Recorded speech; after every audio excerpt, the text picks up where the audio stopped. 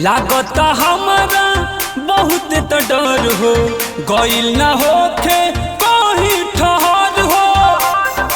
एहो सुना, लागता हमारा बहुत तो डर हो गइल ना होखे कहीं ठहर हो। भइल बा ककरी कमरवा सखी, छुलबा जब से यारवा सखी। लभरवा सखी रे लभरवा सखी, पहनले न रहे कभरवा सखी। लभरवा सखी रे लभरवा सखी, पहनले न रहे कभरवा सखी।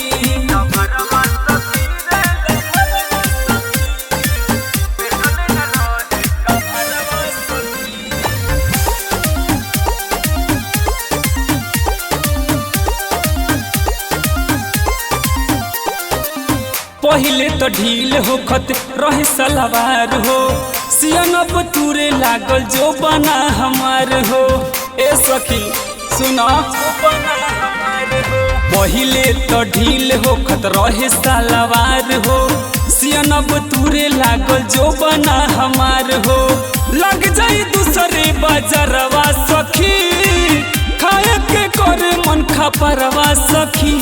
लभरवा सखी रे लभरवा सखी, पहनले न रहे कभरवा सखी।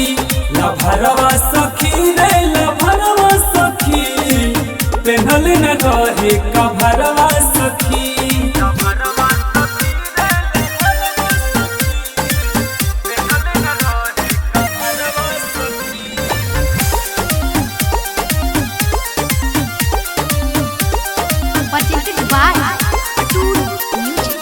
रहत टन कते आपू कपार हो, दिन में जड़ लागे रात में बुखार हो।